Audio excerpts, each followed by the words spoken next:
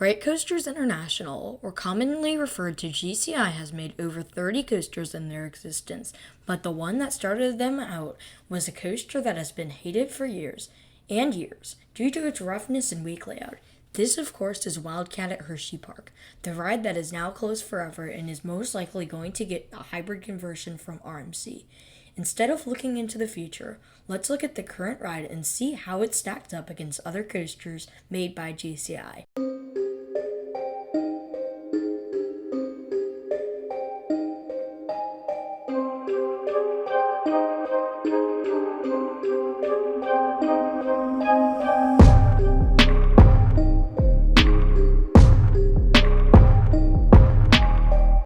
Wildcat is located towards the back of Hersheypark, near the boardwalk area, and by coasters like Wild Mouse and towards Lightning Racer.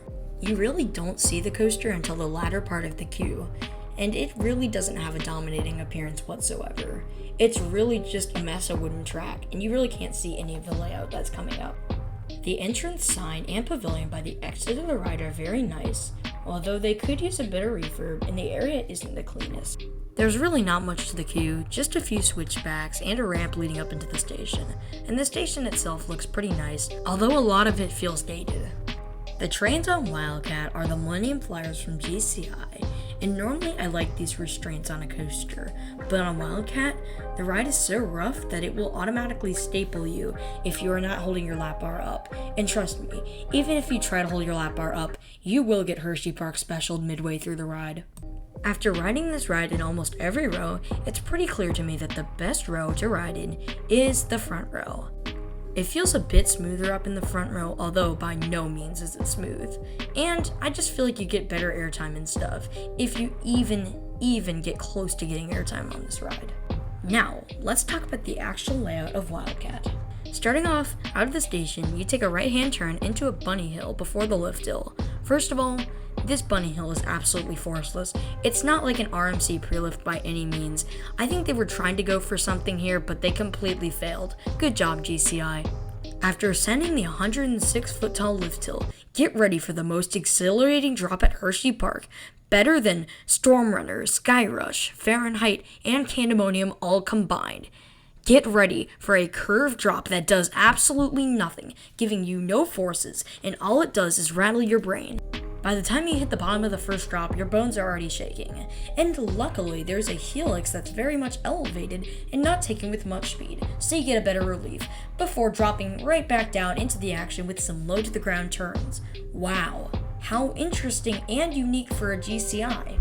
At this point, if you're not stapled, you must have either incredible luck or you're really good at holding up lap bars. During the low to the ground section, you take a banked airtime hill, which gives some pretty decent floater in some rows. After the turnaround, you take an S-bend airtime hill with little speed, so you get no airtime whatsoever, and the ride is super rough at this point. And then you drop down a bit and go into a dip, which also gives literally no airtime. After that dip, you take another airtime hill, which is pretty boring, and you just get roughness at this point in the ride. Then you go into a turnaround / helix, and this is by far the roughest point of the ride. You are shaking and dramatically picking up speed before losing it and going into an elevated section of the ride where you have bunny hills that all give no airtime, and for some reason, the place where they take your picture is oddly at the end of the ride. You take another few airtime hills and a turn into the brake run, ending your experience on Wildcat.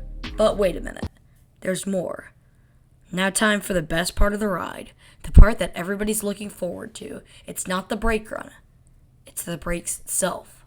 So I've talked a lot about the ride being rough in this video, but is it really that rough? Really that bad? Well, yes. By the time you hit the final brake run, you are so happy that you could probably jump up in joy and go over to Sky Rush and ride that and get that memory out of your mind. Now, if you have a pretty high roughness tolerance, then maybe you could do this ride, but is it the world's roughest coaster? I have not ridden a coaster personally that is rougher than this one, so for me it is right now. Anyways, that is my review of Wildcat. If you want to view the rumors of what could happen to this ride, then make sure to click the card on screen. Anyways, this is Zero G Coasters signing out. Have a great rest of your day and see you guys.